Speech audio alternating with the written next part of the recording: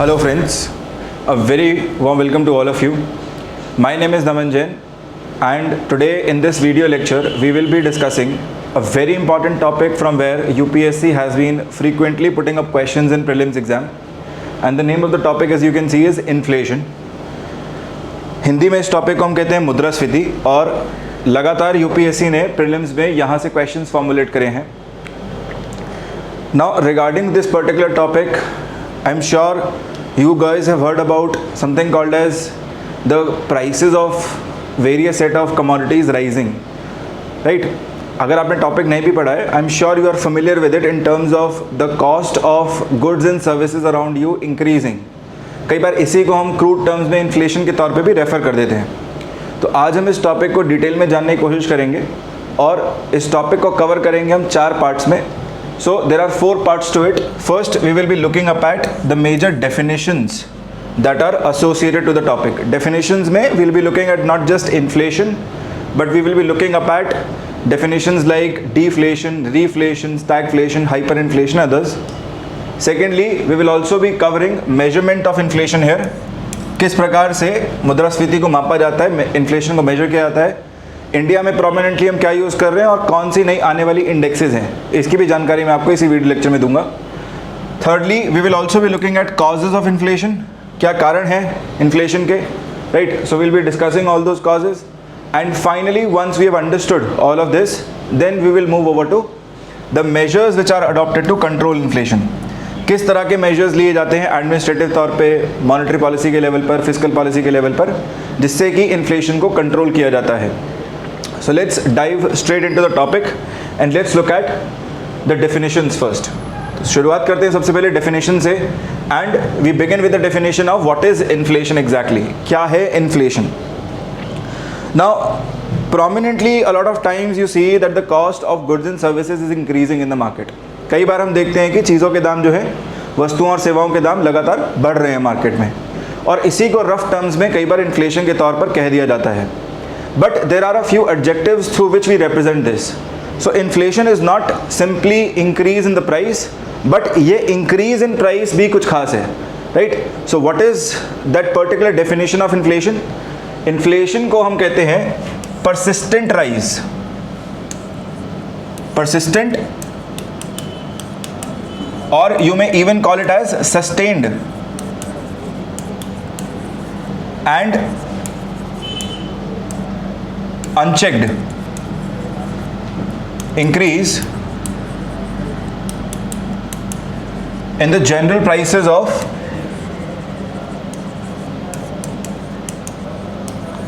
goods and services. So remember, these are these 2 adjectives that we generally use in the definition. क्या है adjectives? कह रहे हैं कि sustained है, persistent है, लगातार हो रहा है, and it is moreover unchecked. So if there is persistent and unchecked increase in the general prices of goods and services, which leads to fall in the value of money, leading to fall in the value of money. Now what is this fall in the value of money? Now guys, simple सा फंडा है. मान लेते हैं 2 महीने पहले we were able to buy up let's say 2 kgs of sugar for somewhere around ₹60. हम 2 kilo चीनी खरीद पा रहे थे 30 रुपीज़ पर केजी के रेट से. Now 2 months later, which is today, are we able to buy those 2 kgs of sugar for still ₹60? Maybe the answer is no, right? कई केसेस में सेम हो सकता है, बट काफ़ी सारे कंडीशंस में आपको देखने को मिलेगा कि प्राइसेस जनरली बढ़ जाते हैं, है ना. सो प्राइसेस बढ़ गए, for example let's say, so prices now are let's say ₹35 per kg और ₹40 per kg. Thereby you need to shell out more. आप 60 की जगह अब कितना दे रहे हैं to buy 2 kgs of sugar? Let's say you are paying ₹70. Now 2 months from today, 2 महीना और आगे अगर जाके देखें, मान लीजिए कि अगर आप 80 रुपीज़ दे रहे हैं for 2 kgs of sugar, which means ₹40 per KG हो गए शुगर का प्राइस, तो हम कहेंगे कि ये परसिस्टेंट इंक्रीज है, सस्टेन्ड इंक्रीज है. किसमें? गुड्स एंड सर्विसेज के दाम में. केवल एक चीज़ में नहीं, और चीज़ों में भी ऐसा देखने को मिल रहा है. And there is also fall in the value of money, which means what we were able to buy with money earlier, है ना. For example what ₹100 was able to buy in the market earlier, today we are not able to buy that equivalent amount of goods and services today with those ₹100. we have to spend more. Now when you have to spend more, what is it called? It is called as fall in the value of money. ठीक है, और ये कब हो रहा है? This is happening over a period of time. This happens over a period of time. So if this happens, then we refer to the phenomena as inflation. Simple शब्दों में कहें, मुद्रास्फीति क्या है, इन्फ्लेशन क्या है?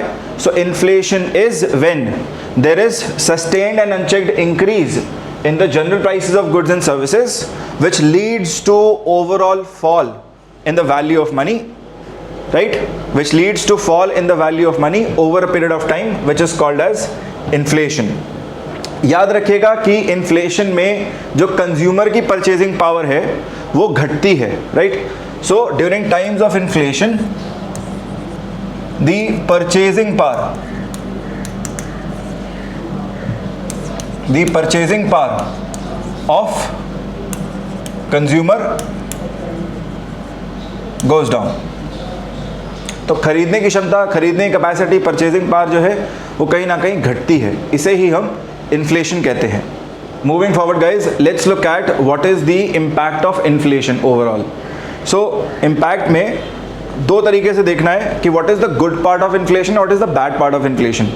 See, inflation as a phenomena, please understand, generally we say it is bad. In fact, आपने भी न्यूज़पेपर में जब देखा होगा तो कई बार cautiously mention किया जाता है कि मुद्रास्फीति की दर बढ़ गई है या इन्फ्लेशन का रेट बहुत हाई है. बट समझिए कि इन्फ्लेशन अपने आप में एक अच्छा फीचर भी है इकोनॉमी का.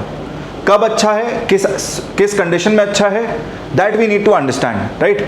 So inflation can be good for the economy if it is within the tolerable limit in the economy. Now what is this tolerable limit? So for different economies this tolerable limit is going to be different. For Indian economy the tolerable limit is somewhere close to 4% plus minus 2. So 2 to 6% is considered as tolerable limit. और ये tolerable limit आ भी कहाँ से रही है हमारी economy के लिए? सो हम कहते हैं हमारी इकोनॉमी में वेज रेट जो है वो जनरली 6-7% के बियॉन्ड ही रहता है ना. 6 to 7% का इंक्रीमेंट देखने को मिलता ही मिलता है. सो अगर हमारा वेज रेट ज़्यादा है, राइट, हमारा increase in wage rate is higher and the inflation rate is lower, then it becomes a tolerable limit, है ना. तो इन्फ्लेशन क्या है, वो टॉलरेबल लिमिट के अंदर ही प्रोसीड कर रहा है. और आप देखेंगे हर ग्रोइंग इकोनॉमी में इन्फ्लेशन मिलेगा ही मिलेगा, right? So for all growing economies of the world there will be definitely some rate of inflation present there. जिस इकोनॉमी में रेट ऑफ इन्फ्लेशन नहीं है या इन्फ्लेशन प्रेजेंट नहीं है वो इकोनॉमीज फिर they are almost at the stage of developing and they are no longer moving ahead. For example if you take the case of Japanese economy, right, अगर आप Japan की अर्थव्यवस्था को कंसिडर करें तो जापान की अर्थव्यवस्था में उनका ग्रोथ रेट इज बिलो 1%. और यही प्रॉब्लम भी है उनकी इकोनॉमी में कि डेड हो चुकी है इकोनॉमी, मूव नहीं कर रही है, right? So the growth potential in their economy is very low and thereby rate of inflation is also negligible only. सो वहाँ पर क्या है, हमें समझना पड़ेगा कि इन्फ्लेशन अच्छा बुरा दोनों हो सकता है, राइट? अच्छी बात क्या है इन्फ्लेशन में? So in the case of inflation the good part is that it encourages to consumer to spend more, है ना. जब भी फॉर एग्जाम्पल जब भी आप देखेंगे इन्फ्लेशन हो रहा है इकोनॉमी में, सो वहाँ पर वेज रेट्स ज़्यादा तेज़ी से बढ़ रहे हैं. जब वेज रेट्स तेज़ी से बढ़ रहे हैं तो कंज्यूमर भी जो है खर्च कर रहा है. So it will encourage the consumer to spend more which is actually good for the economy, क्योंकि यहाँ पर हम देखते हैं कि डिस्पोजेबल इनकम बढ़ता है. सो याद रखिएगा, disposable income increases and as a resultant it encourages consumer to spend more. Secondly wages go up, जो हम कह ही रहे हैं कि डिस्पोजेबल इनकम बढ़ रहा है, इसका मतलब वेजेस बढ़ रहे हैं तभी डिस्पोजेबल इनकम बढ़ रहा होगा.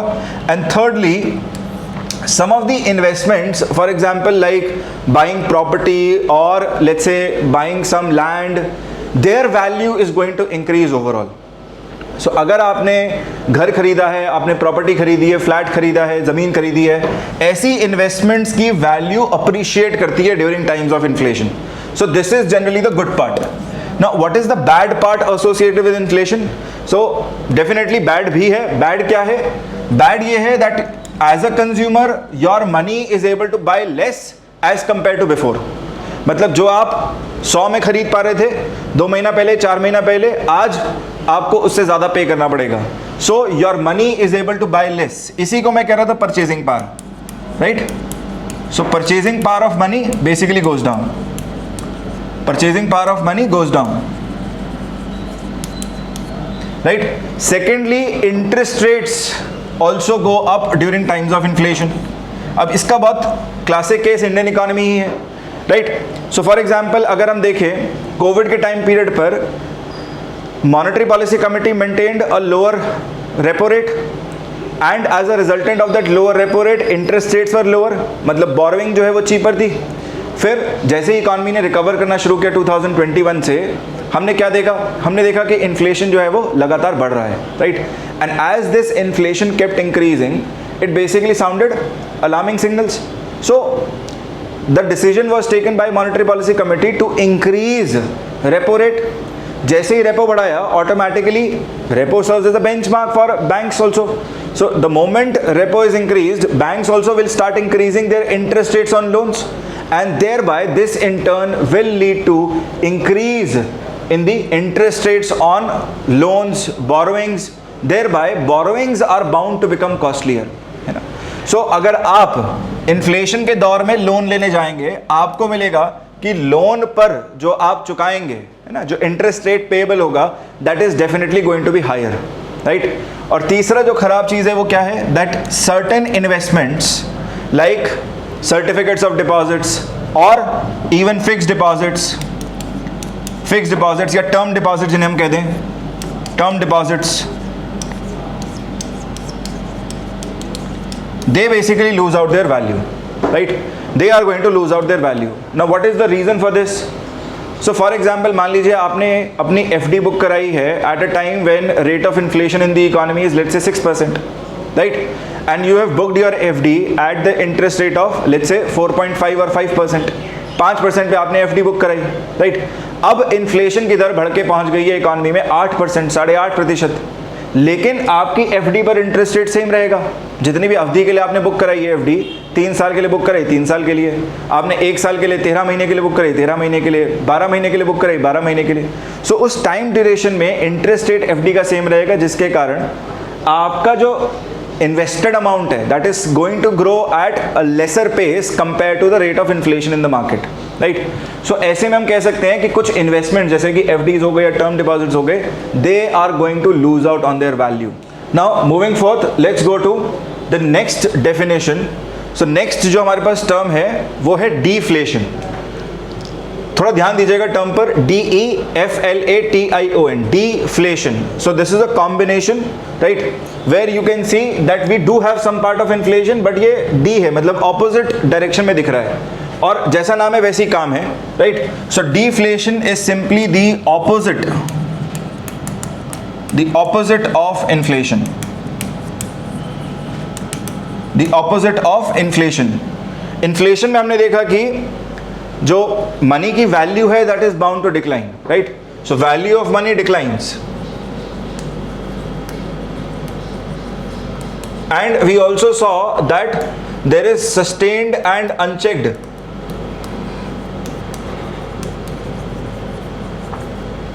Increase in prices of goods and services. So इसी को उल्टा कर देते हैं, right. So in the case of deflation, what is going to happen? There is going to be sustained and unchecked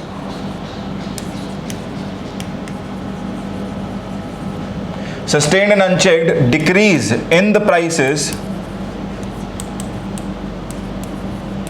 of goods and services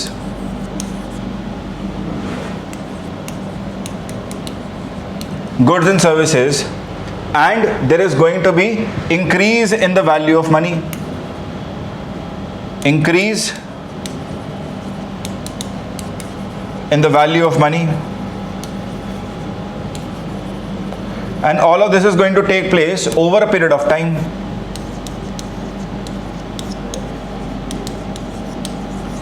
Over a period of time. And thereby this shall be referred to as deflation. Right. अगर ये चीज़, ये condition true है जहाँ पर हम देख रहे हैं कि चीज़ों के, वस्तुओं के, सेवाओं के दाम रेगुलरली हम देख रहे हैं घट रहे हैं, सस्टेन्ड अनचेक मैनर में घट रहे हैं और साथ साथ वैल्यू ऑफ मनी में इंक्रीज नजर आ रहा है, इसको हम बेसिकली कहेंगे this can be called as deflation as a phenomena. Now please understand that deflation is also accompanied by something else, right? ये सब तो होगा ही होगा, लेकिन deflation की कंडीशन में एक चीज और भी है, right? So deflation is also accompanied by, it is also accompanied by unemployment. It is also accompanied by unemployment. So during times of deflation you will notice that unemployment rate in the economy shall go up. बेरोजगारी का जो दर है वो बढ़ता है. अब ये क्यों हो रहा है समझिएगा, राइट? मान लीजिए आप एक प्रोड्यूसर हैं और आप देख रहे हैं कि आप जो भी वस्तु या सेवा बना रहे हैं, जो बेच रहे हैं, उसके दाम लगातार घट रहे हैं, right? So earlier you were selling it for let's say 100, now you are selling it for 95, then 90, right? Then maybe let's say 85. And thereby this trend is going to be alarming for you. जैसे ही आप notice करेंगे कि भैया trend का ये reverse order में है, prices बढ़ने की बजाय घट रहे हैं, right? The very instinct of a producer is to basically shut down production और to reduce his production overall. Yes और नो, है ना? फॉर एग्जाम्पल मान लीजिए आइसक्रीम ही है, so ice cream let's say selling for ₹20, right? Now if it starts selling for ₹15, what will the producer do? The producer is bound to cut back on his production. Right? वो क्या करेगा? अपने production को कम की ओर लेके जाएगा, प्रोडक्शन कर्व को घटाएगा. जब प्रोडक्शन कर्व घटाएगा वो उस पूरी प्रोसेस में कहीं ना कहीं लेबर को फायर करेगा, राइट? या जॉब अपॉर्चुनिटीज कम क्रिएट करेगा. दोनों ही चीजें साथ मिलके क्या क्रिएट करेंगी? Both of them will basically result into something called as unemployment increasing in the economy. So deflation is also accompanied by increasing rate of unemployment. Now please understand, if I have to compare between the two, inflation and deflation, that out of the two, which one is more bad or which one is, you can say, always bad, I can say that deflation, no matter what, is always bad for an economy. किसी भी सूरत हाल में, किसी भी condition में deflation किसी भी economy के लिए अच्छी कंडीशन नहीं हो सकती. क्यों नहीं हो सकती समझिएगा. डिफ्लेशन के केस में वस्तुओं सेवाओं के दाम घट रहे हैं, है ना? देखने में लग सकता है as a consumer you may feel that this is actually good. No, this is not good, right? देखने में लग रहा है ना, एज अ कंज्यूमर लग रहा है कि भाई वैल्यू ऑफ मनी बढ़ रहा है तो हम ज़्यादा खरीद पाएंगे, राइट? बट समझिए कि जब ये अनएम्प्लॉयमेंट की कंडीशन है, right, this is going to be prevalent in not just one sector, but unemployment will increase due to various sectors facing this issue. Industry में अलग अलग सेक्टर्स में यही कंडीशन देखने को मिलेगी जहां पर प्रोडक्शन कटबैक किया जाएगा, जहां पर रिसीड करेंगी industry, and thereby in turn they will start generating more of unemployment. They will start firing out people, and now when people are fired, their disposable income is zero. उनका कोई disposable income ही नहीं है, उनका कोई income source ही नहीं रहा है, और इसीलिए they are not able to be, they will not be able to spend up, right? और ऐसे में consumer क्या करता है ना? For example एक household है, वो क्या करेगा? They are basically going to rely on their savings. वो अपनी सेविंग्स पर रिलाय करेगा, जो भी कुछ पैसा जोड़ा होगा सालों में उस पर रिलाय करेगा, और सेविंग्स में डिप करके, राइट, क्या करेगा? अपना कंजम्पशन को रैशनलाइज करेगा, मतलब ज़रूरत की चीज़ ही खरीदेगा, right? And thereby overall consumption in the economy is going to decline. So क्या होता है? Overall consumption in the economy declines, right? आप समझिए, एक तरफ प्रोडक्शन में डिप है तो दूसरी तरफ कंजम्पशन में डिप है, और यही दो चीज़ें हैं जो इकोनॉमी को, आप समझिए, production and consumption are the two things which are actually making the economy run, right? एक तरफ डिमांड साइड है, एक तरफ सप्लाई साइड है, राइट? और अगर दोनों में ही डिप आ जाए, प्रोडक्शन में भी और कंजम्पशन में भी, तो क्या होगा? ओवरऑल इकोनॉमी का जो ग्रोथ लेवल्स है वो भी रिसीड करना शुरू करेगा, इकोनॉमी नेगेटिव की ओर जाना शुरू कर देगी, राइट? अगर मैं इसको ग्राफिकली रिप्रेजेंट करना चाहूँ, right, if I have to represent this graphically, so inflation में क्या हो रहा है? So if this is my base line, I would say inflation is more like these pyramids, where these pyramids simply represent increase in prices. So increase भी है, और क्योंकि height बढ़ रही है तो मैं कह सकता हूं कि भैया दर भी बढ़ रहा है. The rate of increase is also higher, right? So ये increase है. So increase in prices as well as the rate is also higher, right? So इसको कह देंगे inflation, डिफ्लेशन के केस में क्या होगा, डिफ्लेशन क्योंकि ऑपोजिट है, राइट, मतलब यहां पर क्या था, पहले ये फॉर एग्जांपल 2% था, 2% से 4%, 4% से लेट्स से 6%, 6 से बढ़ गया 9%, राइट। सो मैं इसे कह सकता हूं कि भाई चीज़ों में प्राइसेस जो हैं वो जिस रफ्तार से बढ़ रहे थे, जिस रेट से बढ़ रहे थे, that percentage is also increasing. Deflation के केस में this becomes negative, right, this becomes the opposite. So deflation के केस में there is bound to be decline, but ये डिक्लाइन भी कैसा है देखिए। So earlier it was let's say -2%, now -4%, then -6%, and now minus let's say 8%.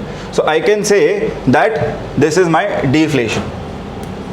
This is my deflation. ठीक है, so ये है बेसिक डिफरेंस इन्फ्लेशन और डिफ्लेशन के बीच। इन्फ्लेशन में क्या है, इंक्रीज इन प्राइसेस है, और जिस रेट से प्राइसेस बढ़ रहे थे उस रेट में भी इंक्रीज है। डिफ्लेशन के केस में डिक्रीज, राइट, सो प्राइसेस जो हैं वो बढ़ने के बजाय घट रहे हैं, डिक्रीज है, so there is decline in prices, और जिस रेट से घट रहे हैं उस रेट में बढ़ोतरी हो रही है, सो कहेंगे कि डिफ्लेशन हो रहा है इकोनॉमी में। Okay, deflation as a condition overall this is always bad, this can never be good, इस यहाँ पर कोई टॉलरेबल लिमिट नहीं है, so this is always bad for the economy. इसका प्रोमिनेंट एग्जाम्पल है हमारे पास ग्लोबल इकोनॉमी में, जब सब प्राइम क्राइसिस हुआ, subprime crisis of 2008. So the entire global economy basically faced this condition of deflation. Deflation जहाँ पर हम देख रहा हमने कि ऑयल के prices they dipped by almost 40%, 40% का डिक्लाइन था। मेटल के प्राइसेस में डिप ऑलमोस्ट 6%, 6-7% का था अप्रॉक्सीमेटली, और फूड के प्राइसेस में डिप था अप्रॉक्सीमेटली 4% के आसपास, अप्रॉक्सीमेटली 4%। सो जब इतना डिप देखने को मिल रहा है, इसका मतलब हम कह सकते हैं कि this condition is never good for the economy. Obviously there was a lot of unemployment generated in this time, right. Second prominent example other than 2008 can also be the time period of Covid. So Covid में भी यही condition हमें देखने को मिली है, जहां पर globally economy जो है वो रिसीड करी, in fact we have not yet recovered also. आज भी ग्लोबल इकोनॉमी इसी सेम आप कह सकते हैं रिसेशन के दौर से जो गुजर रही है, that is nothing but the after effect of this situation only. Next let's move forward to the next another term. So नया जो नेक्स्ट टर्म है हमारे पास वो है रीफ्लेशन, REFLATION, रीफ्लेशन। सो हम क्या कर रहे हैं रीफ्लेशन में, हम इकोनॉमी को रीफ्लेट कर रहे हैं, right. So an economy which was on a growing path, now because of some reason it has started to dip. किसी कारणवश ये इकोनॉमी ये ग्रोइंग पाथ पर थी, अब ये इकोनॉमी रिसीड करना शुरू कर दिया है, स्लो डाउन फेस कर रही है, और यहाँ पर गवर्नमेंट डिसाइड करती है इस पॉइंट पर that now is the time to bring back some measures, right. So government decides at this point, government ने डिसाइड किया कि भाई यहाँ से कुछ मेजर्स लिए जाएं, right, we need to take some measures here in order to lift the economy up and put it back on the growing path again, right? So जो पॉलिसी जो मेजर्स जो अडॉप्ट किए जाएंगे ऐसे टाइम पीरियड पर, इसी policy को कहा जाता है रिफ्लेशनरी पॉलिसी, रिफ्लेशनरी पॉलिसी या reflation. So what is reflation? I can say reflation is a deliberate condition. This is a deliberate policy or a deliberate condition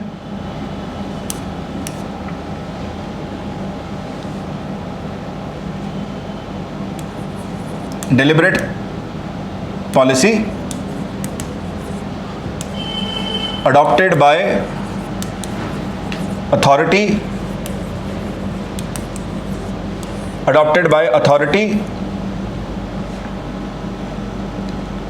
to push the economy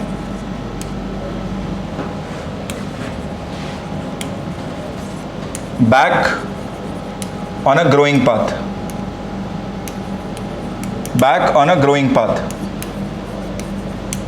to push the economy back on a growing path. So जो मैं authority की बात कर रहा हूँ, authority यहाँ पर दोनों ही हैं, हमारे पास मॉनेटरी पॉलिसी कमिटी भी है as monetary policy authority, and government भी है। So monetary policy committee is going to take measures with respect to monetary policy of the country, monetary policy of the country, whereas government is going to take action with respect to its fiscal policy.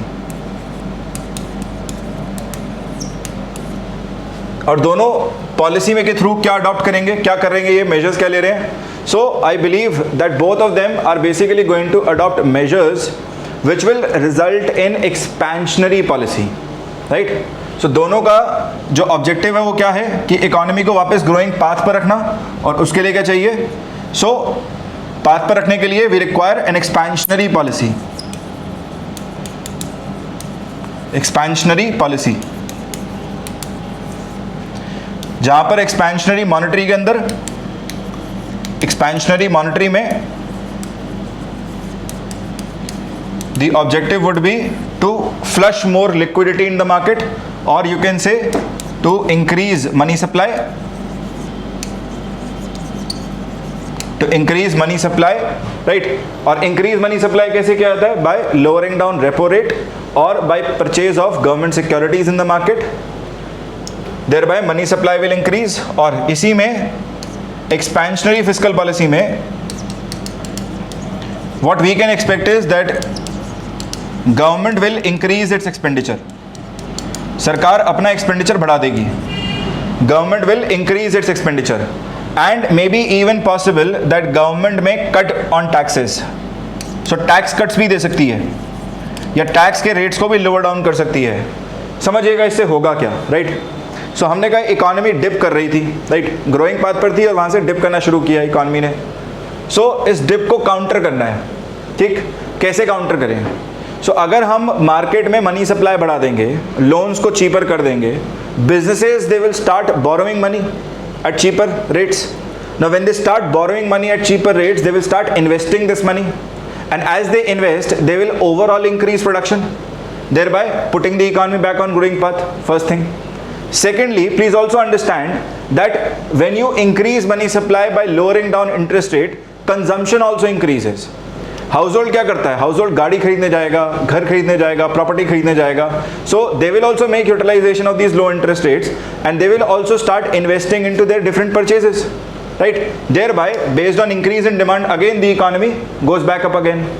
Thirdly, आप देखिए government expenditure बढ़ा रही है, तो कई बार आप देखेंगे economy में प्राइवेट एंटिटीज या इंडस्ट्री एंटिटीज जो है, they will not feel the incentive to invest in the economy, है ना. हमने इंटरेस्ट रेट्स को लोअर डाउन भी किया, फिर भी इंडस्ट्री जो है अभी भी जो है इन्वेस्ट करने के लिए तैयार नहीं है, प्राइवेट इन्वेस्टमेंट अभी भी पिक नहीं कर रहा है. सो ऐसी सिचुएशन में गवर्नमेंट जो है वो अपना एक्सपेंडिचर बढ़ाती है. गवर्नमेंट जो है they are going to increase their expenditure in productive sectors of the economy. ये अपना एक्सपेंडिचर बढ़ाएगी कहाँ पर, प्रोडक्टिव सेक्टर्स में. प्रोडक्टिव सेक्टर्स जैसे कि देखिए सरकार के पॉइंट ऑफ व्यू से या ओवरऑल इकोनॉमी के पॉइंट ऑफ व्यू से प्रोडक्टिव सेक्टर्स क्या हैं. प्रोडक्टिव सेक्टर्स होगा सिंपली हमारा transportation, right. Air, rail, road, sewage, waterways. जैसे इन सब में इन्वेस्ट करना शुरू करेगी government, private enterprises will start realizing that logistics cost is reducing. Logistics का कॉस्ट कम हो सकता है उनके लिए एक्सेस टू मार्केट ईजियर हो सकता है, and thereby what they will do is they will also start putting up their factories, they will also start investing, they will start building up their factories. So this in turn actually encourages private enterprises to invest more, right, thereby pushing the economy back on a growing path again. So government अपना expenditure बढ़ा सकती है. Similarly tax cuts का भी यही हमें implementation आपको देखने को मिल सकता है, जहां पर गवर्नमेंट इंसेंटिव्स दे दे या टैक्स कट्स दे दे प्रोड्यूसर्स को, that you can basically go for increasing up your production. If you do so we can give you certain tax incentives. कई बार सरकार अपनी टैक्स नीति ही बदल देती है, राइट. तो ये आपको कुछ ऑब्जेक्टिव्स, ये आपको कुछ मेजर्स देखने को मिल जाएंगे, right, during times of an reflationary policy. Okay, just remember reflation is more like a counter. ये अपने आप में काउंटर मेजर है, और ये मेजर कब लिया जाएगा, राइट. मतलब हम कह रहे हैं सिंपली रिएक्शन है, एक्शन पर लिया जाएगा. एक्शन क्या है, इकोनॉमी डिप करी है, इकोनॉमी ने स्लो डाउन फेस किया है. So economy has faced some kind of a slowdown or some kind of recessionary trend, some kind of recession over which the authority has taken the respective authority is going to take this decision of following a reflationary policy. Okay, moving forth, let's move to the next term, which is disinflation. So next term है हमारे पास disinflation. Now disinflation simply refers to dip in the rate of inflation. ये क्या है? Decrease हो रहा है. There is decrease in the rate of inflation. Decrease in the rate of inflation. So as rate of inflation starts going down, it starts decreasing, right? You can say it is a situation of disinflation in the economy. Now I believe a few of the students might be confused. आप कहेंगे sir deflation में भी तो यही हो रहा था. नहीं, deflation opposite condition है, जहाँ पर inflation ही negative में हो गई है. डिसइंफ्लेशन के केस में रेट ऑफ इन्फ्लेशन घट रहा है. So for example let's say rate of inflation was 9%.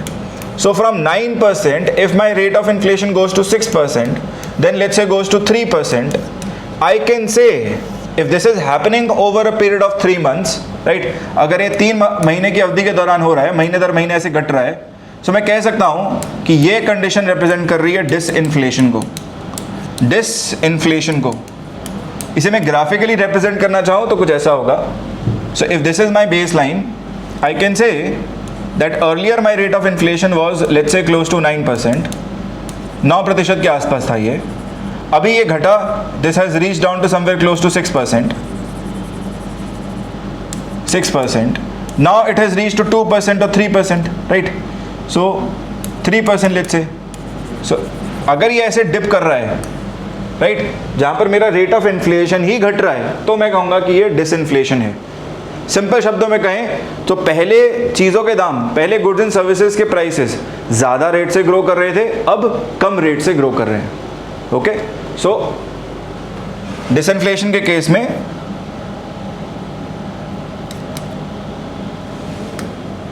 There is decrease in the rate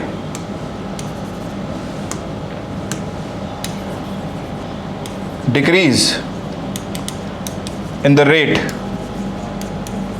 of inflation. There is decrease in the rate of inflation. मतलब that is prices are increasing at a relatively lesser rate. Prices are still increasing, but at a lesser rate.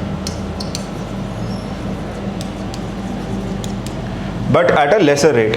So prices अभी भी बढ़ रहे हैं, लेकिन अब prices जो बढ़ रहे हैं वो कम दर से बढ़ रहे हैं, कम रेट से बढ़ रहे हैं. उस सिचुएशन को हम कह सकते हैं this is the case of disinflation in the economy. Moving forth, let's go to the next term which is stagflation. Stagflation.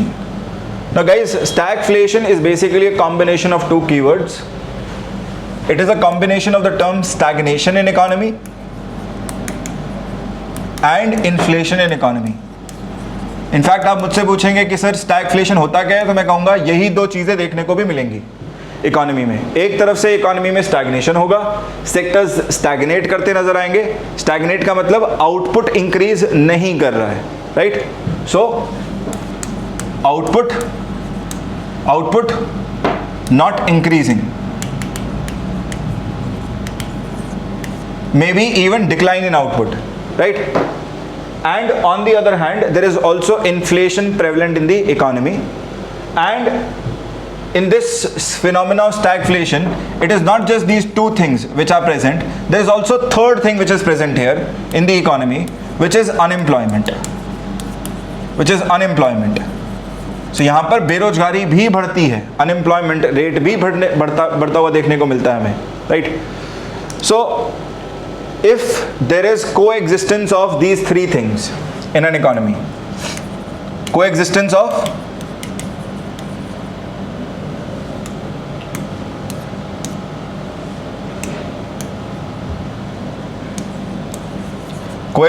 of stagnation,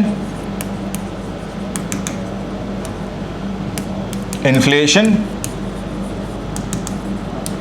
and unemployment,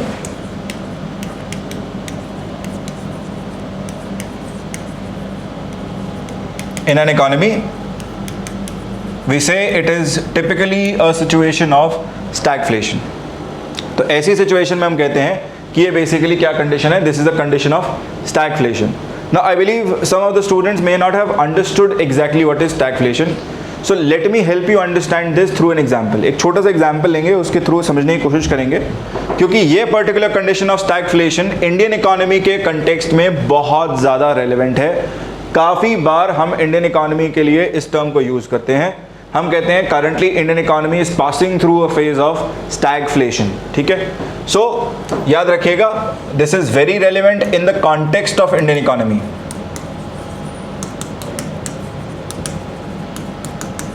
और मैं आपको अपनी ही इकोनॉमी, इंडियन इकोनॉमी से ही एग्जांपल उठा के समझाता हूं कि कैसे हमें स्टैगफ्लेशन देखने को मिलता है। राइट, सो सिंपल सा एक एग्जांपल लेते हैं।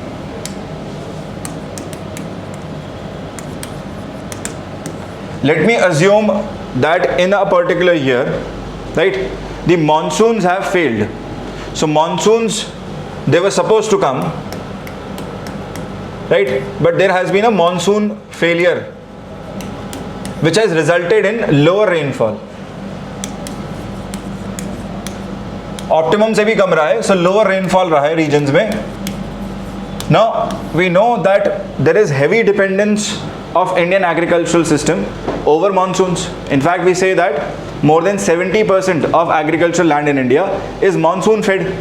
Now because it is monsoon fed, right, monsoon failure is bound to have an impact over it, right?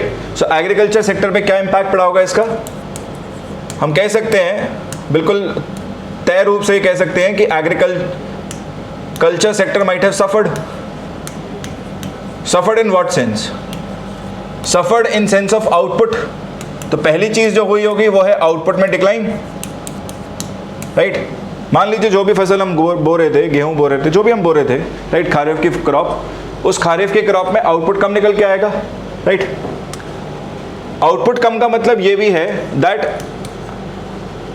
Consecutively the prices of agricultural goods और prices of food items, prices of food items, they are bound to increase. Yes or no? भाई किसी भी crop का अगर output कम रहा है तो क्या दिखेगा? उस साल उस फसल की जो प्राइसेस हैं, जो क्रॉप है, उसकी डिमांड है, वो तो कहीं नहीं जाएगी, it will stay as it is. So because of that demand prices are bound to increase. Right, so prices देखने को मिल रहे हैं बढ़ते हुए, ठीक है जी, आउटपुट घटता हुआ दिख रहा है, ठीक है, तो एक तरह से स्टैग्नेशन भी दिख रहा है और साथ साथ इन्फ्लेशन भी दिख रहा है। But see, this is not just limited down to primary sector, है ना, ये तो हमने बात करी अभी प्राइमरी की। अभी देखिएगा प्राइमरी से how this is going to translate over to even secondary sector. Right, so अब इसका इंपैक्ट क्या रहेगा ओवरऑल इकोनॉमी पे?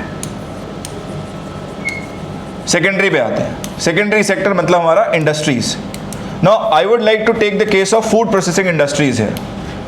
फूड प्रोसेसिंग इंडस्ट्रीज की बात करते हैं। So I believe a lot of food processing industries might be using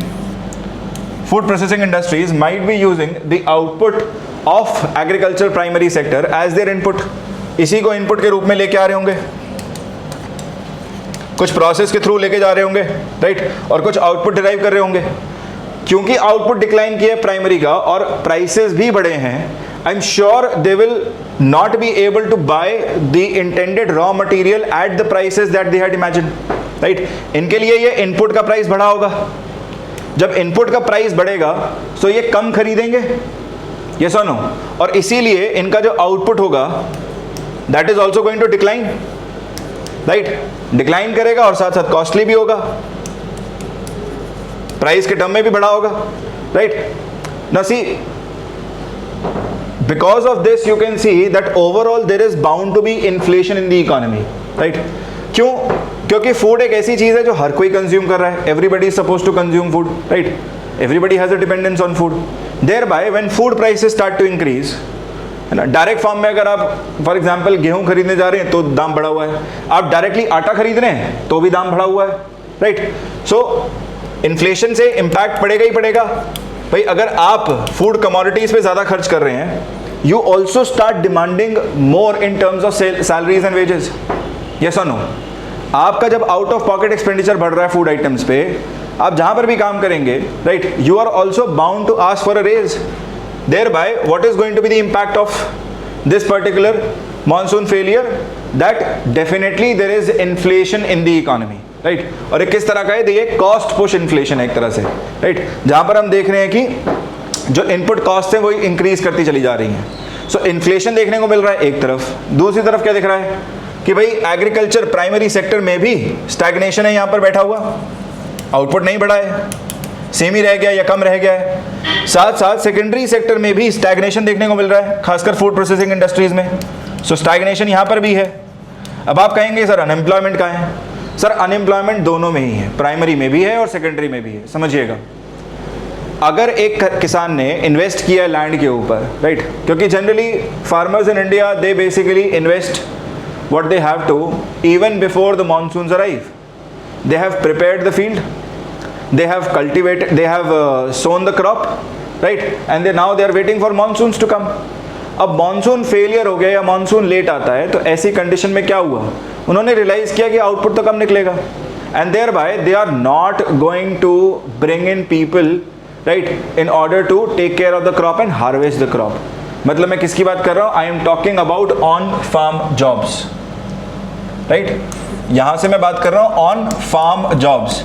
so ऐसे साल में जहां पर मॉनसून खराब रहा हो, मॉनसून फेलियर रहा हो, on farm jobs they are bound to decline, on farm jobs में कमी आएगी, राइट। जनरली हमारा जो लेबर है, this is the labour which gets employed in agricultural sector, right, और ये टेम्परेली इनको लेबर मिलता है, इनको काम मिलता है।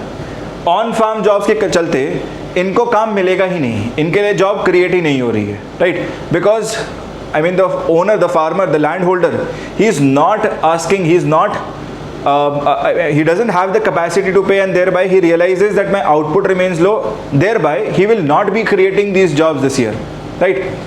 Then also please understand, if secondary sector realizes that their input cost has increased, इन्होंने रियलाइज किया कि इनपुट कॉस्ट बढ़ गई है, ये रियलाइज कर रहे हैं कि भाई आउटपुट में डिक्लाइन होगा, कॉस्टली भी होगा, ऐसे में ये भी अपने यहाँ से लोगों को फायर करेंगे। So you will also see them firing people, right, and firing हो रही है तो ऑब्वियसली जॉब्स यहाँ पर भी क्रिएट नहीं हो रही हैं सेकेंडरी सेक्टर में। सिमिलरली आप देखेंगे काफ़ी सारे सेक्टर्स जो हैं इसकी मार झेलेंगे, right.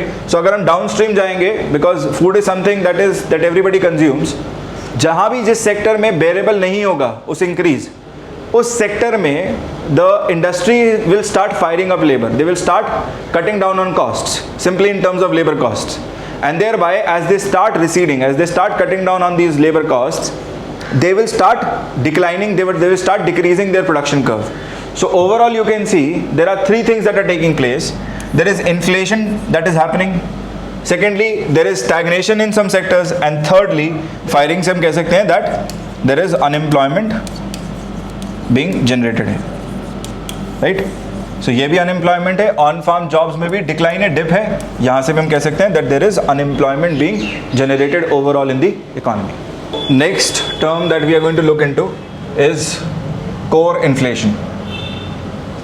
So guys, up till now I have told you different set of phenomena that are associated with the term inflation, right, where I've told you inflation, deflation, disinflation, stagflation. Core inflation is not a phenomenon, right? Remember this, that core inflation is not a phenomenon.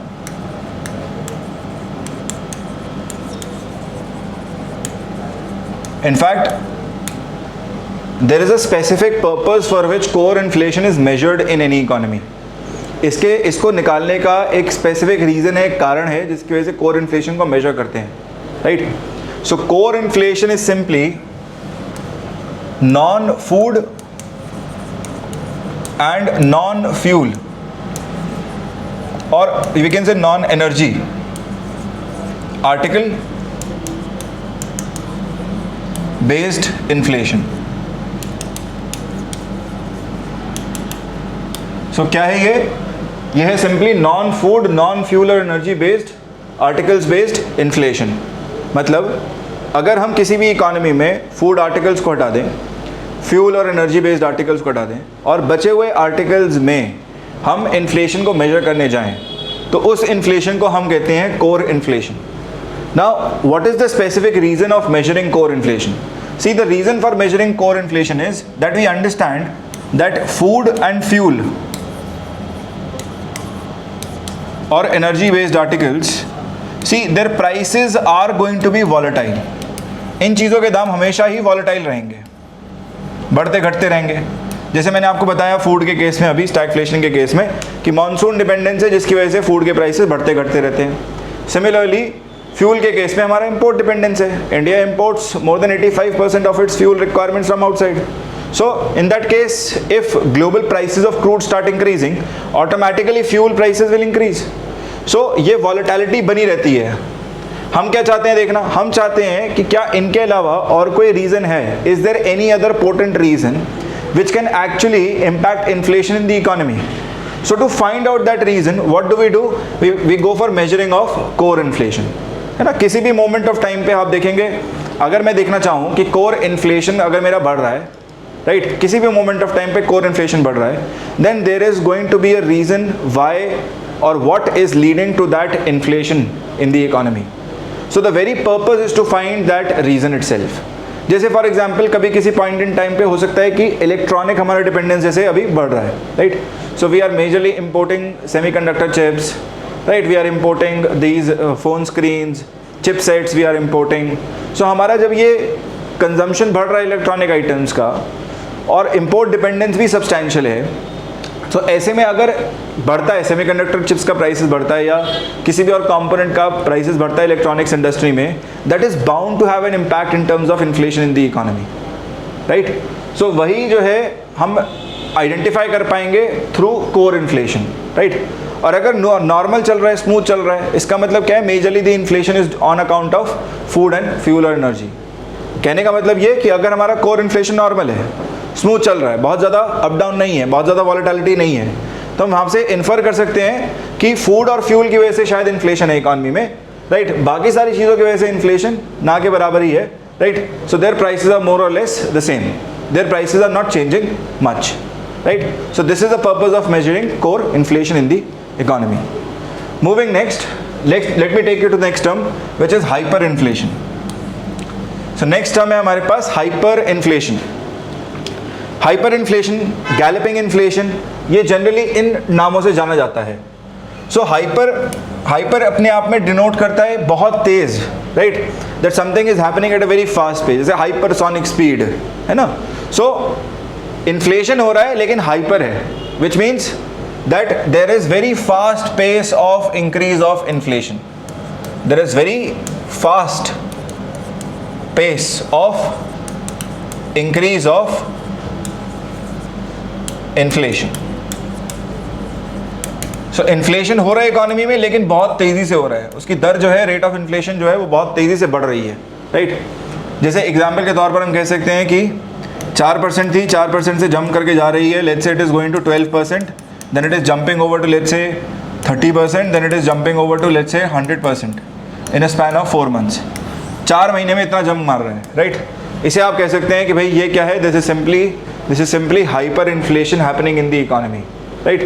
So in the case of hyperinflation, this is typically a condition where rate of inflation increases by a very fast pace, right. बहुत तेज़ी से rate of inflation बढ़ता है और इतनी तेज़ी से बढ़ता है कि कई बार ये नंबर अपने आप में रुकता ही नहीं, right. This number may just keep increasing. It may even reach the 4-digit mark. 4-digit mark being 1000%, है ना. 2-3 महीने में नहीं, शायद 6 महीने में, 7 महीने में, 8 महीने में शायद 4-digit मार्क तक को टच कर जाए, राइट. और अगर इस रेट से इन्फ्लेशन हो रहा है, आप समझ सकते हैं what will happen. See if this is the case in any economy, right, people will basically give up. वहाँ के लोग जो होंगे, people of that country, they are going to give up, right. So currency system में से भरोसा ही उठ जाएगा. They will give up on their own currency system, right. Something that happened in Zimbabwe. So in Zimbabwe, people, they burned their own currency. They came out on streets, took all their money, right, and they burned that currency out on streets. Simple reason being that whatever money that they held in their hands was not sufficient enough for their purchases, है ना. चीज़ों के दाम जो है वो लगातार बढ़े चले जा रहे हैं, इस तेज़ रफ्तार से बढ़ रहे हैं कि जो भी आज वो कमा रहे हैं वो अपने आप में पर्याप्त ही नहीं है ना. Whatever their money that they are holding in their hand, it is not sufficient enough for them to purchase. And thereby people may lose faith in their currency system, लोगों का विश्वास ही उठ जाएगा करेंसी सिस्टम से, और लोग क्या करें, शायद बार्टर की ओर स्विच कर जाएं, गवर्नमेंट भी टेम्पररी वहाँ पर बार्टर की ओर स्विच कर जाए। ठीक, बार्टर सिस्टम, गुड्स देना, गुड्स के बदले goods, right. And may think of adopting some other alternate system of currency, some other alternate system of currency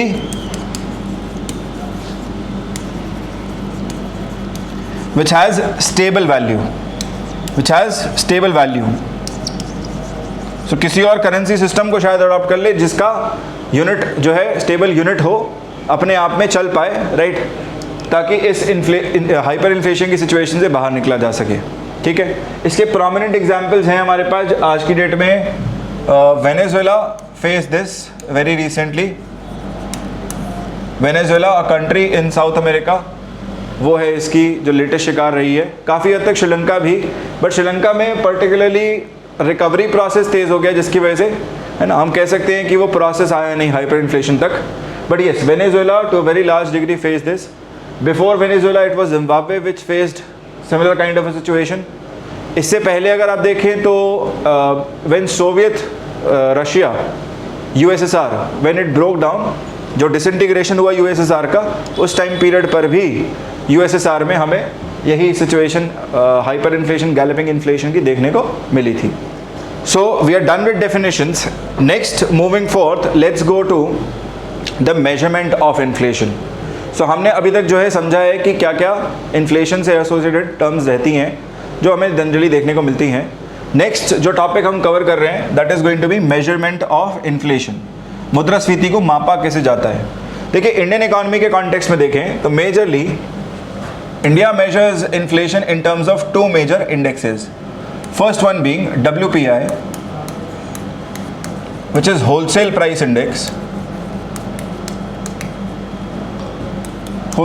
index, and second one being CPI,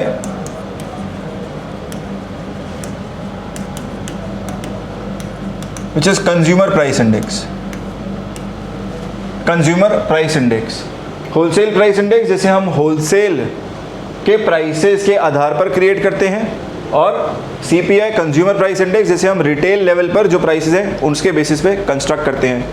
However, let me tell you this, that other than these two, there are two more indexes which are in pipeline, which are about to be introduced in Indian economy. और ये दो indexes हैं हमारे पास, PPI, Producer Price Index,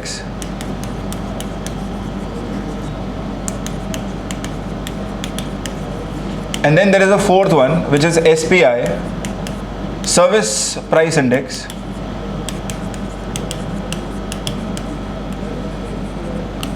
SPI, Service Price Index, and then there is also a parameter through which we measure inflation, which is called as GDP deflator.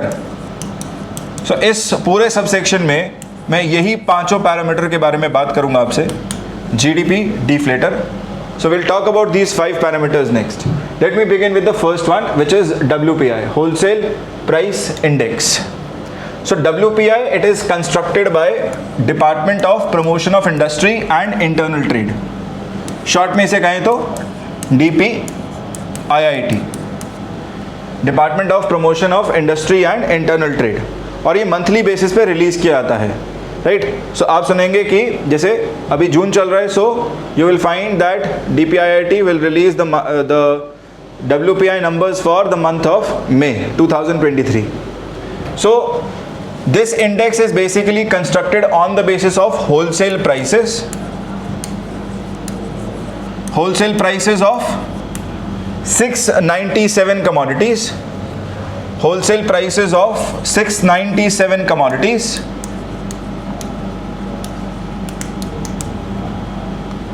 from major wholesale markets of India, from major wholesale markets of India. So Bharat के जो major wholesale markets हैं वहाँ से इन 697 commodities का data pick किया जाता है, prices का डेटा, और उसके बेसिस पे ही नंबर्स को प्लग इन करके इस इंडेक्स को दिया जाता है। इस इंडेक्स के लिए बेस ईयर हम कंसिडर करते हैं फाइनेंशियल ईयर 2011-2012, साल 2011-12 फाइनेंशियल ईयर को जो है बेस ईयर के रूप में कंसिडर किया जाता है। although please remember that currently there is a working group sitting. Let me write this here. So government of India has appointed a working group. Working group का मतलब सिंपली कमिटी. इस committee को काम ये दिया गया है that you need to go for revision in base year, revision in base year of WPI. तो बहुत ही जल्द आपको एक नया बेस ईयर यहाँ पे देखने को मिल सकता है, right. And whenever that happens obviously the topic will become important for prelims also.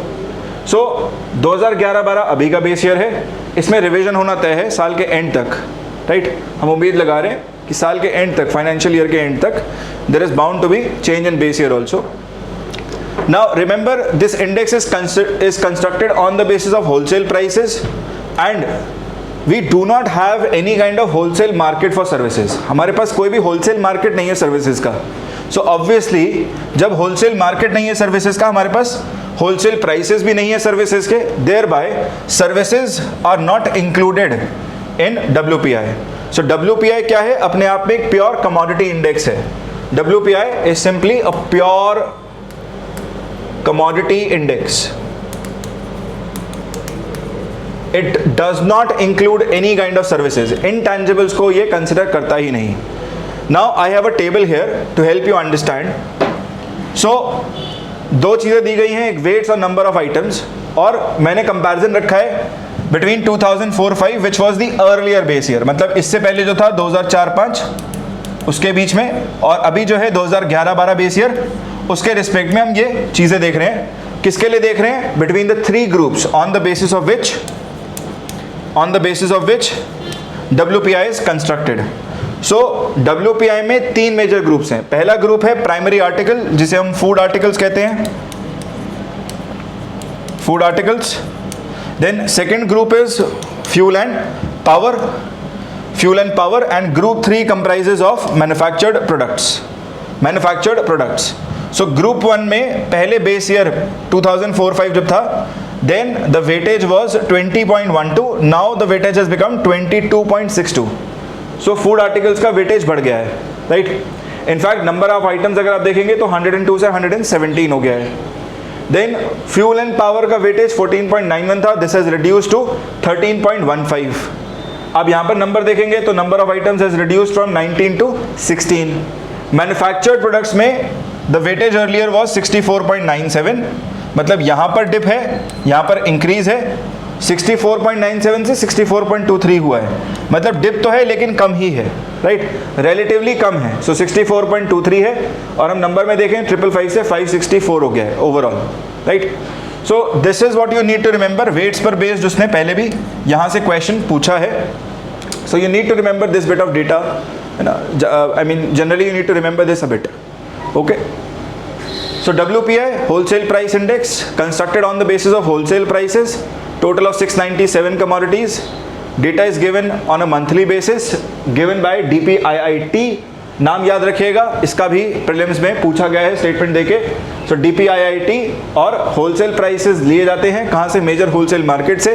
Services include नहीं किया था, इसीलिए इसको कहा जाता है pure commodity index. Moving fourth, next index that we are going to look up is CPI, consumer price index. So consumer price index में we consider the prices at the retail level. So retail level पे से data collect करते हैं retail markets में से prices का commodities के लिए, and on that basis we construct this index, and this index is constructed by NSO, National Statistical Organization of India, and this is collected on the basis of data collected from major retail markets of India.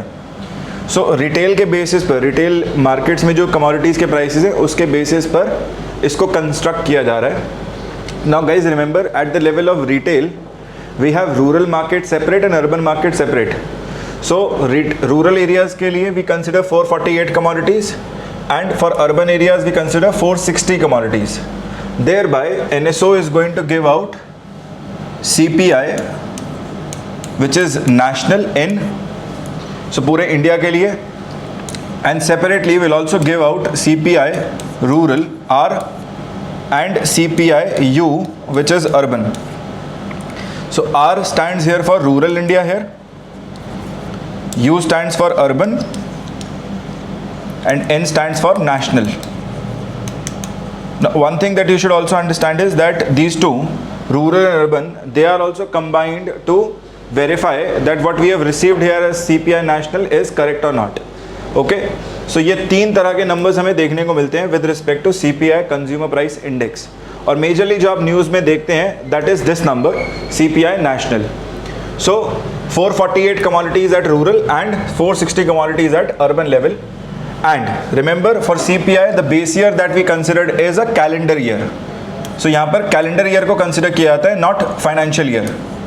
Calendar year being your from 1st of January to 31st of December.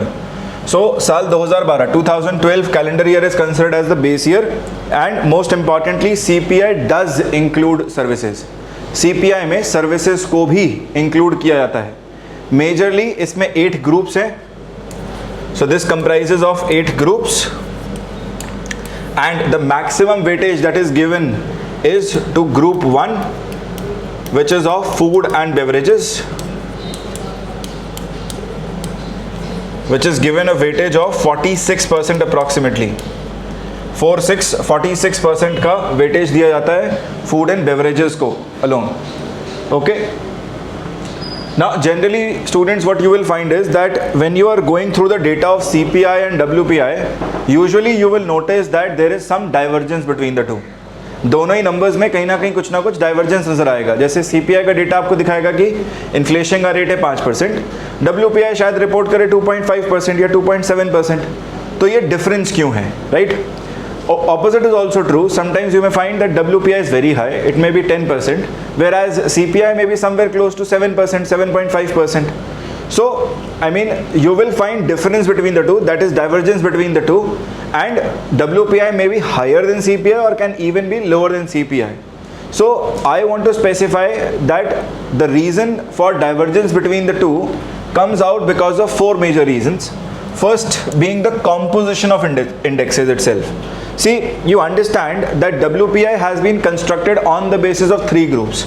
WPI को हमने construct किया और इसमें केवल 3 groups को रखा है, जबकि अगर हम CPI की बात करें तो CPI में 8 ग्रुप्स को रखा गया है और अलग अलग वेटेजेस भी दी गई हैं, राइट? सो यहाँ पर कॉम्पोजिशन में डिफरेंस है. Secondly, the weightage that is given to food articles is very different. अगर हम वेटेज देखें WPI में, सो वेटेज हमने WPI में फूड आर्टिकल्स को we have given a weightage of 22.62, जबकि CPI में we have given a weightage of 46%. So दोनों में जो फूड कमोडिटीज़ हैं उसी में हमने वेटेजेस अलग दे रखे हैं. WPI में इट इज़ डिफरेंट, यहाँ पर 46 है, यहाँ पर 22.62% है, right? So there is a higher difference. Thirdly, we also see that there is inclusion exclusion of services, where there is exclusion of services taking place in WPI, whereas there is inclusion of services in the case of CPI. CPI में हम most importantly कुछ basic services को consider करते हैं, जैसे कि transportation हो गया, राइट? आपका एंटरटेनमेंट सर्विसेज हो गया, राइट? एजुकेशन सर्विसेज हो गया. So these basic services are considered because at retail level a household does spend money on these services also.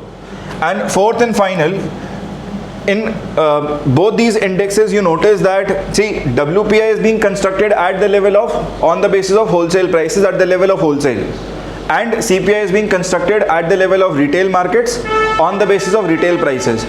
And please understand, for the same commodity the prices are also going to be different.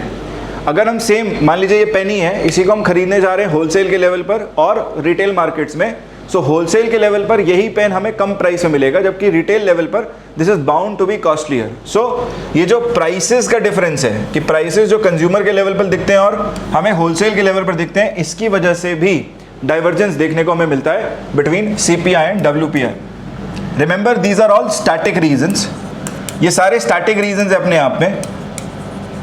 इसके अलावा हमारे पास कुछ dynamic reasons भी present हो सकते हैं, and these dynamic reasons are going to depend on the time period for which they are asking. So dynamic reasons भी हो सकते हैं, जैसे कोविड काल के दौरान, कोविड टाइम पीरियड पर हमें देखने को मिल रहा था कि WPI was at a higher level, है ना? अगर आप जाएंगे दिसंबर के आसपास, दिसंबर 2020-21 के आसपास जाएंगे अगर आप, जनवरी 2021, हमें वहाँ पर WPI का नंबर बढ़ता हुआ दिख रहा था. CPI relatively was at a lower and. right? Now the reason for that was that we were noticing that for manufactured products the prices were increasing, especially because of increase in the input cost prices of certain things. जैसे electronics महंगा हो रहा था, APIs active pharmaceutical ingredients which is used in pharmaceutical industry वो majorly import based है और उसका supply chain breakdown कर रहा था, so उसके prices महंगे हो रहे थे. So कई बार हमें ये डायनामिक रीजंस नजर आएंगे और ये रीजंस डिपेंड करेंगे किस टाइम पीरियड के हिसाब से पूछा जा रहा है और आपको इवैल्यूएट करके वहां पर देखना पड़ेगा.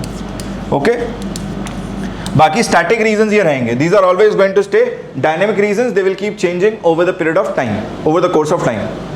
Moving forward, next I take you to PPI, which is producers price index. Now remember guys, this is in pipeline, right? ये इंडेक्स अभी आया नहीं है, ये इंडेक्स को इंट्रोड्यूस किया जाएगा, लेकिन इस इंडेक्स को लाने के लिए एक कमेटी का गठन किया गया था, which is BN Goldar committee, Goldar panel और गोलधर कमेटी. और इस कमेटी ने रेकमेंड किया था that India should go for PPI. India should construct an index at the level of producer also, and this index is going to be formulated on the basis of producer level prices. And he also highlighted the importance of this particular index, right? इसको मैं conceptually समझाता हूं आपको. सो अभी तक हम क्या कर रहे हैं? अभी तक हम इन्फ्लेशन को मेजर करने के लिए 3 लेवल्स हमारे पास हो सकते हैं for any commodity, right? So any commodity, any good would basically start from a factory. ये इसका सोर्स हुआ, राइट, जहां पर इसका प्रोडक्शन हो रहा है. सो प्रोडक्शन के लेवल पर, प्रोड्यूसर के लेवल पर हम प्राइसेस को मॉनिटर कर सकते हैं. Then we can go to the level of intermediate level,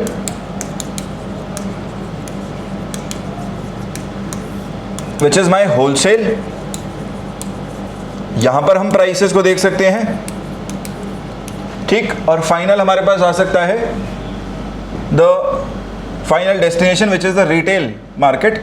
so consumers and which is my retail market. यहां पर भी हम प्राइसेस को मॉनिटर कर सकते हैं, ठीक है. अभी तक इंडिया क्या कर रहा है? India is basically using this to construct WPI, and at this level we have constructed something called as CPI, right? एक सिंपल सा एग्जांपल अज्यूम करते हैं. मान लेते हैं कि एक प्रोडक्ट है जिसका प्राइस कुछ टाइम पहले तक, let's say it was 100, and now the prices have increased to let's say 140 rupees, 140, right? Now I want to know what has led to this increase. मैं जानना चाहता हूं कि भाई ये इन्फ्लेशन हुआ है, ये कहाँ किस लेवल पर हो रहा है, राइट? सो इसको मॉनिटर करने के लिए अभी क्या है? Either it has taken place at the level of retail only or it has taken place here at the level of wholesale. हम अज्यूम कर लेते हैं कि होलसेल पर इसका दाम जो है वो ₹80 था, ठीक, ₹80 था. तो हम मान के चल रहे हैं कि या तो रिटेल के लेवल पर ही बढ़ा है या फिर यहाँ पर बढ़ा होगा, है ना? सो अभी आप इसको बिल्कुल प्रोडक्शन के लेवल पर से समझने की कोशिश करो. मान लेते हैं कि प्रोड्यूसर के लेवल पर this is being manufactured for ₹60 and is being sold, ठीक है. Earlier this was being manufactured for ₹60 and is being sold, ठीक है. सो दो पॉसिबिलिटी है, आइदर ये है earlier and I am considering this as now. So now के level पर दो चीजें पॉसिबल हैं, या तो यहीं पर प्रोड्यूसर के लेवल पर प्राइस बढ़ गया है कि 60 से ये 80 का हो गया है, ₹80, या फिर सेम प्राइस पर बिक रहा है, ठीक है, ₹60. सो ये हुई पॉसिबिलिटी नंबर 1, ये है पॉसिबिलिटी नंबर 2, ठीक. पॉसिबिलिटी नंबर 1 के हिसाब से बिल्कुल पॉसिबल है कि पहले जो चीज होलसेल लेवल पर 80 की बिक रही थी, अभी यही चीज जो है this is increase to let's say at the level of ₹100. और सेकेंड पॉसिबिलिटी, 1 के साथ 1 जाएगा, 2 के साथ सेकेंड पॉसिबिलिटी ये है कि यहां पर होलसेल के लेवल पर प्राइसेस अभी भी बढ़ गए हैं, right? So this is still selling out for let's से ₹90, ठीक है. तीसरी पॉसिबिलिटी ये है कि भाई under consumer price we can now look for as to what is the situation overall. So मैं कह सकता हूं कि शायद ये पॉसिबिलिटी हो सकती है जिसकी वजह से 140 प्राइस हो गया है, या फिर पॉसिबिलिटी ये भी हो सकती है कि 60 से 90 होके the prices have now become 140. So this is the possibility. Now please try and understand that in either of the two scenarios we do require some bit of data regarding the prices at the level of producer also. Unless and until I have that, we can never be certain and say that whether the change in prices has taken place at the level of wholesale or even before that. ठीक है ना? तो possibility ये है कि हमें जानना पड़ेगा, समझना पड़ेगा कि कहीं ये वाली पॉसिबिलिटी तो नहीं है कि लेवल जो है वो प्राइसेस का वो इसीलिए बढ़ गया है क्योंकि प्रोड्यूसर के लेवल पर दाम बढ़ गया. मतलब केस नंबर 1 अगर है, so this methodology of measuring WPI and CPI will not be able to depict out that prices at the level of producer have increased, है ना. और इसी को ध्यान में रख के जो है गोल्डर कमेटी ने रेकमेंड भी किया that it is very much important that we need to go for something called as PPI, producer price index. So remember now what is going to be the change? The change will be that at the level of producer, we will start measuring PPI, producer price index. Okay. So it has also been specified by the committee that in the case of PPI, the objective is that in the case if prices start rising at the level of producer itself, then we can take some corrective measures at the level of producer only so as to minimize the impact of rising prices at the level of consumer. मतलब अगर consumer के level पर prices बढ़े हुए दिख रहे हैं और हमने आइसोलेट करके रीज़न निकाल लिया है कि प्रोड्यूसर के लेवल पर सोर्स पर ही प्राइसेस बढ़े हैं, so can we deploy some countermeasures at the level of producer to minimize that increase in price so that final prices at the level of consumer also go down. So that is the entire logic of building up something called as PPI. Remember, this is in pipeline and this will come out soon in the economy, so do keep an eye over this. ये हमारा अभी develop हो रहा है topic, work in progress है. So over the period of time you may find this to be quite active in newspapers also. Moving fourth, next जो topic है हमारे पास that is SPI, services price index. Guys SPI भी pipeline में ही है और SPI को रेकमेंड करने वाला था CP Chandrashekhar committee. So it was this particular committee which recommended that India should go for construction of SPI also, service price index. इनका मानना ये था कि इंडिया को जैसे प्योर कमोडिटी है उसी तरीके से प्योर सर्विस इंडेक्स की भी नीड है. There is a need for pure service index also in India, and the committee specified this in terms of 2 reasons. 2 reasons इन्होंने specify किए. क्या दिए 2 reasons? सुनिएगा ध्यान से. Reason number 1 was that India, when you look at its overall consumption basket for households in India, you find that the consumption of services is increasing for each set of households, each set of individuals or households in the country. सो हमारा households का consumption basket में consumption of services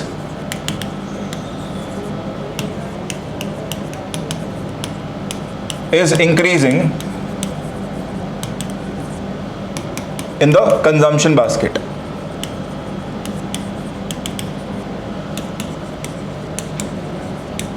है ना. और ये house hold के level पर बात कर रहे हैं ये कि अगर आप हाउस होल्ड के लेवल पर देखने जाएं तो एक हाउस होल्ड जो पहले 20 साल पहले जो सर्विसेज कंज्यूम कर रहा था उसके मुकाबले आज ज़्यादा ही सर्विसेज कंज्यूम कर रहा है. सो हमारा ओवरऑल कंजम्पशन बास्केट में वो परसेंटेज कंजम्पशन ऑफ सर्विसेज जो है वो बढ़ रहा है. Secondly he also said that India is a major exporter of services. अगर आप देखें तो भारत जो है एक मेजर एक्सपोर्टर है सर्विसेज का, and this is actually true. So he said that in order to remain into that position of being a major exporter, in order to retain this position of major exporter, India needs to make sure that the price of services do not fluctuate much. मतलब इसमें volatility ना आए. There shouldn't be much volatility in the price of services. Only then we can ensure that our export of services keeps growing in a dynamic world.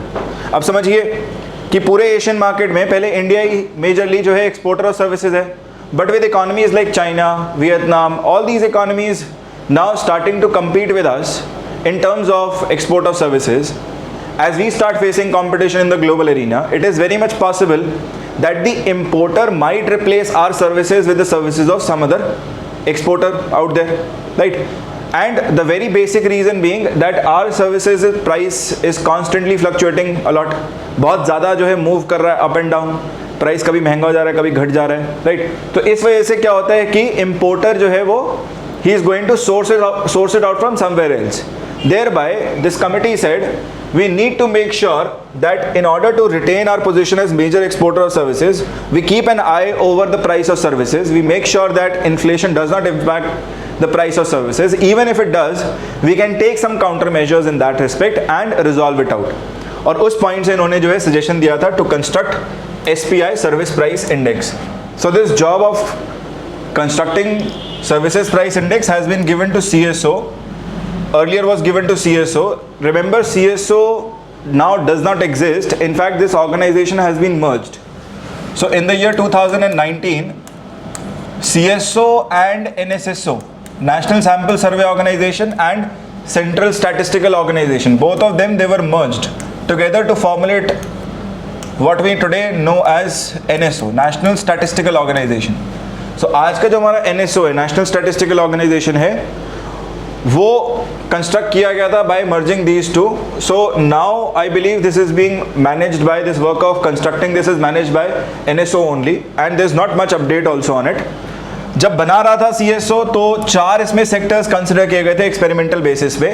4 services जो consider किए गए थे वो था railways, postal, telecom and banking sector.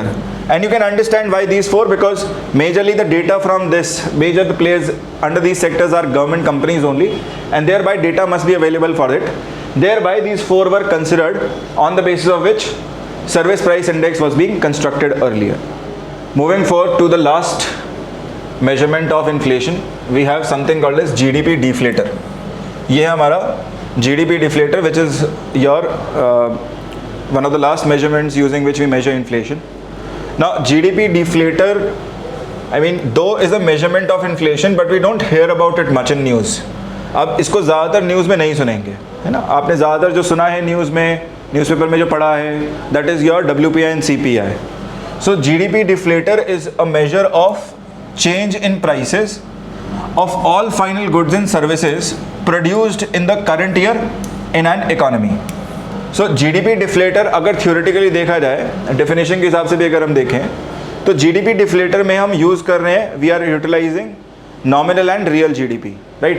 And when you talk of GDP, remember GDP considers all goods and services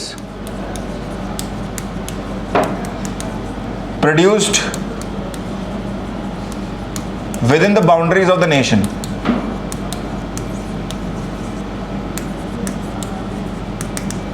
In a financial year. So when you consider GDP overall, see what will happen is instead of taking in 697 or 460 commodities, we are basically taking all goods and services here, है ना. So theoretically अगर मैं बात करूँ, GDP deflator CPI WPI के मुकाबले ज़्यादा comprehensive है. It is much more comprehensive, right? इसका coverage और wide है. So it is comprehensive,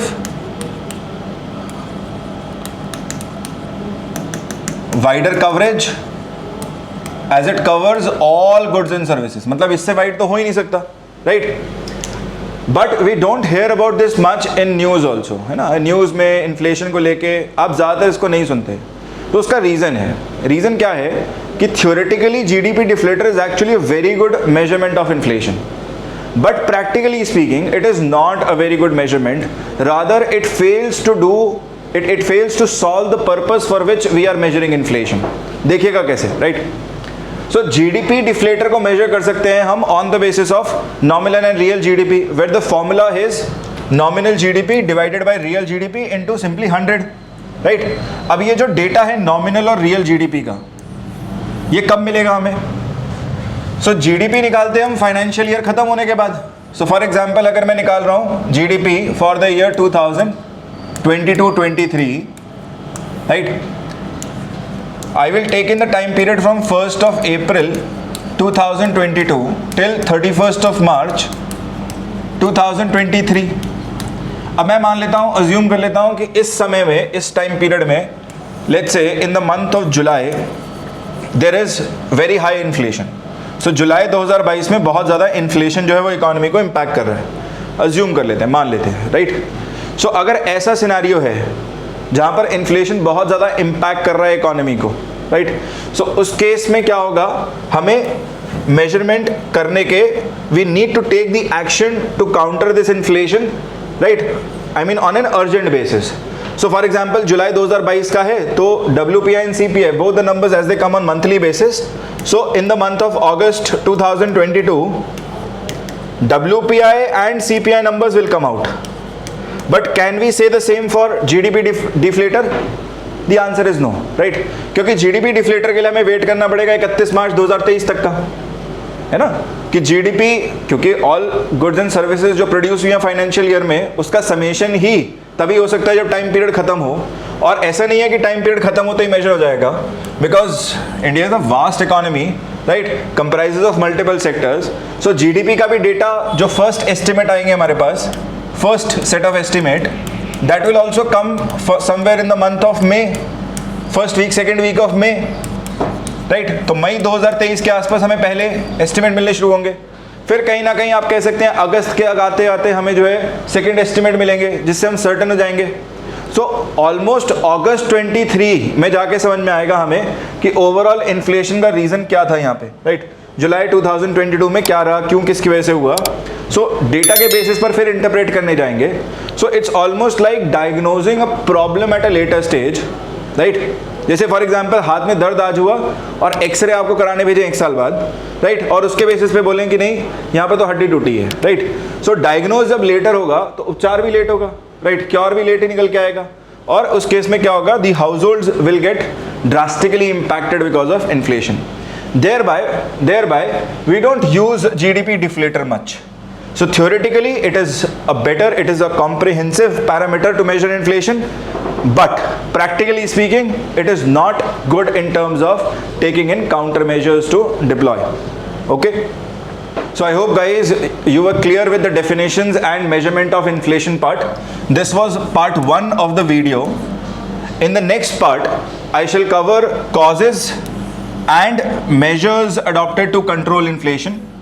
So do stay tuned for the next part of the lecture, and also please let me know in the comment section what is your feedback on the lectures. Stay tuned, take care, bye bye.